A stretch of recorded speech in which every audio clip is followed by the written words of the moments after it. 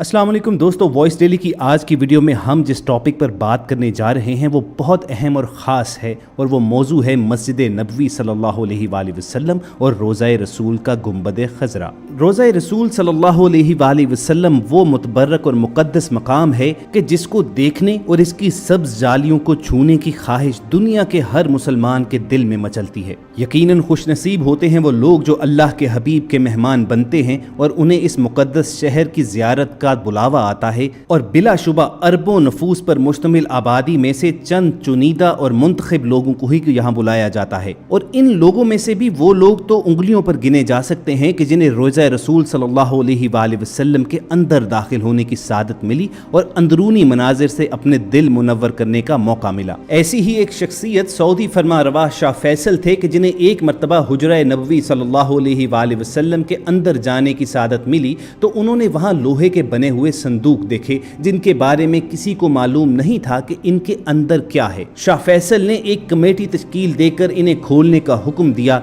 इशा की नमाज के बाद ये संदूक खोले गए तो इनमें से क्या निकला यही आपको तफसीलन बताना है, मगर पेशतर इसके कि इन ज़ियारात मुक़द्दसा के सफ़र पर आपको अपना हम सफ़र बनाएं। आपको एक याद दहानी करवा दें कि आप रेड बटन पर क्लिक करके और बेल आइकॉन को प्रेस करके वॉइस डेली के सब्सक्राइबर बनना मत भूलिए ताकि ऐसी इस्लामी, तारीखी और मालूमात भरी वीडियोज़ आपको रोज़ाना की बुनियाद पर मिलती रहें।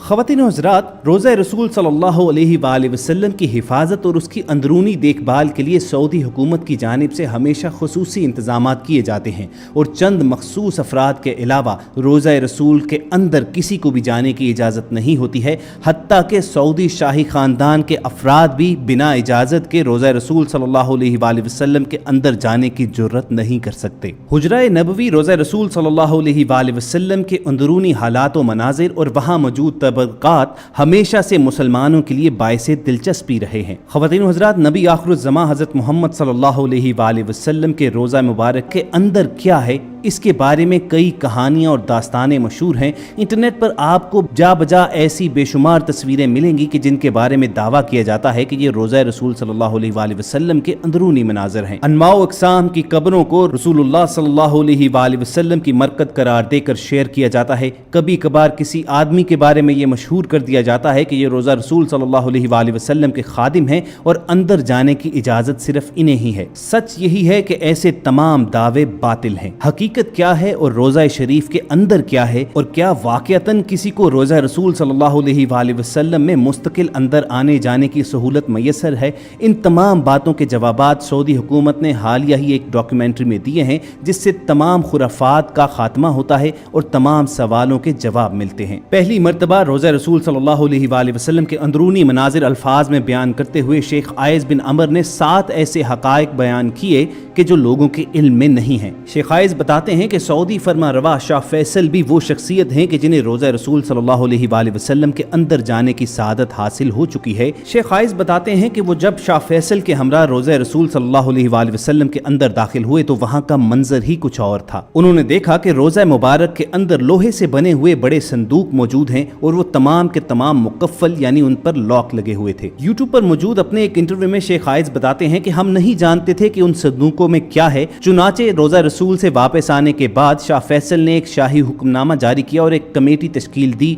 ये जानने के लिए कि उन संदूकों को खोला जाए और ये मालूम किया जाए कि उनके अंदर क्या है। ये संदूक दरअसल सल्तनत उस्मानिया के ज़माने ही से रोज़ा मुबारक में मौजूद थे। एक शाम को शेख आयज़ अपने साथ एक नुमाइंदा लेकर रोज़ा मुबारक के हुजरे में दाखिल हुए। उनके साथ ज़ेवरात का माहिर एक शख्स भी था। हुजरा नबवी सल्लल्लाहु अलैहि वसल्लम में दाखिल होकर मुकफ्फल संदूकों के ताले खोले गए और अशिया का जायजा लेना शुरू किया गया। शेख आयज़ बताते हैं कि जिस संदूक का सबसे पहले मुआयना किया गया उसमें सोने के ज़ेवरात पाए गए, जबकि दूसरे संदूक से चांदी की जंजीरें बरामद हुई जो किसी ज़माने में खाना काबा और रोज़ा रसूल के दरवाजे से मुंसलिक थी। हमें हुजरे से नबी करीम सल्लल्लाहु अलैहि वसल्लम की ज़ात से मुंसलिक भी कुछ तबरकात मिले। कमेटी ने 15 रोज़ तक تک حجرے میں موجود اشیاء کا جائزہ لیا اور بعد ازاں حجرے سے ملنے والے زیورات کو مدینہ منورہ کے میوزیم میں رکھنے کی تجویز پیش کی گئی۔ آج یہ تمام نوادرات مدینہ منورہ کے میوزیم میں رکھ دیے گئے ہیں تاکہ عام لوگ بھی ان کی زیارت کر سکیں۔ خواتین و حضرات، یہاں پر ایک وضاحت نہایت ضروری ہے کہ شیخ آئز بھی اصل قبر مبارک تک رسائی نہیں رکھتے تھے۔ جیسا کہ ہم سب کو معلوم ہے کہ حضرت صلی اللہ علیہ وآلہ وسلم کا وصال ام المومنین حضرت عائشہ صدیقہ رضی اللہ تعالی عنہا کے حجرہ مبارک میں ہوا تھا اور وہیں آپ کی تدفین ہوئی تھی۔ اس کے بعد حضرت ابو بکر اور حضرت عمر رضی اللہ تعالی عنہم بھی وہیں پر مدفون ہیں۔ اس طرح روضہ شریف کے اندر 3 قبریں موجود ہیں۔ اگر آپ کو انٹرنیٹ پر کوئی بھی ایسی تصویر ملے کہ جس میں صرف ایک قبر دکھائی دے رہی ہو تو یہ جان لیجئے کہ یہ تصاویر جعلی ہیں۔ ویسے بھی رسول اللہ صلی اللہ علیہ وآلہ وسلم کی مرقد مبارک کی اصل تصویر دنیا میں موجود نہیں ہے، اس لیے کہ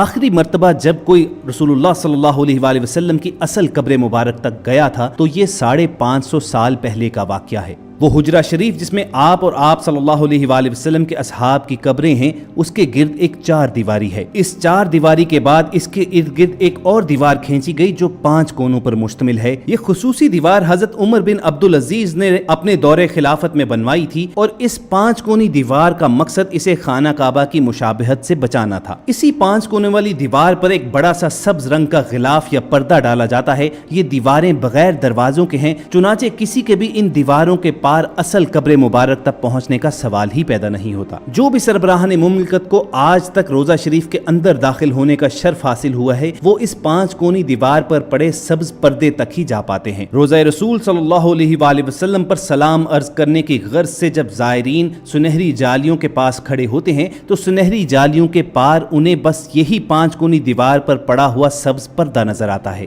گزشتہ 1300-1400 برس میں اس 5 دیواری حجرہ کے اندر سوائے 2 افراد کے کوئی نہیں جا سکا۔ پہلی بار 91 ہجری میں حضرت عمر بن عبدالعزیز رحمت اللہ کے دور میں ان کا غلام اور دوسری بار 881 ہجری میں معروف مورخ علامہ اسمہودی کے بیان کے مطابق وہ خود اس 5 دیواری حجرے کے اندر گئے۔ آخری بار 881 ہجری میں حجرہ نبوی صلی اللہ علیہ وآلہ وسلم کی دیواریں پرانی ہو جانے کے باعث ان کی تعمیر نو اور ان کی زیبائش و آرائش کرنا پڑی۔ اس وقت نامور مورخ اور فقیہ علامہ نور الحسن اسمہودی مدینہ منورہ میں ہی موجود تھے اور انہیں حجرہ مبارک کی دیواروں کے تعمیر نو کے کام میں حصہ لینے کی سعادت نصیب ہوئی۔ علامہ اسمہودی لکھتے ہیں کہ 14 شعبان 881 ہجری کے دن 5 دیواری کو مکمل طور پر ڈھا دیا گیا۔ دیکھا تو اندرونی 4 دیواری میں بھی دراڑیں پڑی ہوئی تھیں، چنانچہ وہ دیوار بھی گرا دی گئی۔ اب ہماری آنکھوں کے سامنے مقدس حجرہ تھا۔ مجھے وہاں پر داخلے کی سعادت ملی۔ میں شمالی سمت سے داخل ہوا تو خوشبو کی ایسی لپٹ آئی جو زندگی میں کبھی محسوس نہ ہوئی تھی۔ میں نے رسول اقدس صلی اللہ علیہ وآلہ وسلم اور آپ کے دونوں خلفائے راشدین کی خدمت میں ادب سے سلام پیش کیا۔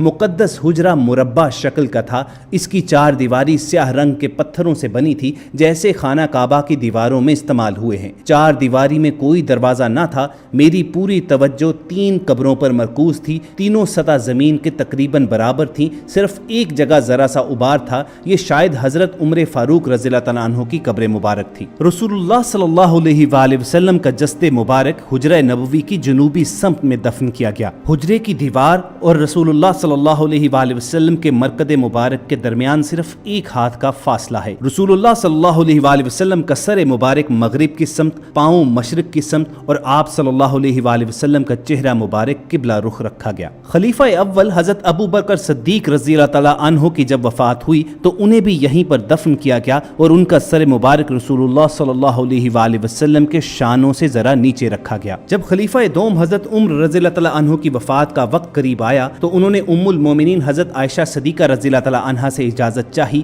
کہ وہ اسی حجرے میں دفن ہونا چاہتے ہیں۔ ام المومنین نے اصرار کرتے ہوئے یہ اجازت دے دی، اگرچہ اس سے قبل وہ خود وہاں پر دفن ہونے کا ارادہ رکھتی تھی۔ حضرت عمر رضی اللہ تعالیٰ عنہ کی تدفین کے بعد ام المومنین حضرت عائشہ صدیقہ نے حجرہ میں ایک دیوار کھینچ دی اور یوں یہ حجرہ 2 حصوں میں تقسیم ہو گیا۔ خلیفہ ولید بن بن عبد الملک کے دور میں یہ دیوار گر گئی۔ حضرت عمر بن عبد العزیز رحمۃ اللہ علیہ نے اندر جا کر اس کا معائنہ کیا تو دیکھا کہ یہ دیواروں کا گرنا قبر مبارک پر ہوا ہے اور اس سے حضرت عمر رضی اللہ تعالیٰ عنہ کے پاؤں مبارک ظاہر ہو گئے تھے۔ عمر بن عبد العزیز نے اس حجرے کے ارد گرد کالے پتھروں سے ایک مربع شکل دیوار تعمیر کروا دی اور اس مربع شکل دیوار کے باہر ایک 5 کونوں والی دیوار بھی بنائی گئی۔ حرمین شریفین کے امور کے محقق محی الدین الہاشمی لکھتے ہیں کہ حجرے میں داخل ہونے کا واحد راستہ سبز رنگ کا مشرقی دروازہ ہے جو 600 برس سے زیادہ پرانا ہے۔ داخل ہونے کے بعد ہی سامنے سفید رنگ کا سنگ مرمر ہے جس کو شاہ فیصل شہید کے دور میں بنایا گیا۔ اس کے بعد سیدہ فاطمہ رضی اللہ تعالیٰ عنہا کا تخت ہے اور اس کے عقب میں ان کی محراب ہے۔ تخت وہ مقام ہے جہاں سلاطین اور حکمرانوں کی جانب سے پیش کیے جانے والے قیمتی تحائف کو رکھا جاتا تھا۔ اس تخت میں موجود تمام اشیاء کو ٹرین کے ذریعے استنبول کے توپ کاپی محل پہنچا دیا گیا تھا جہاں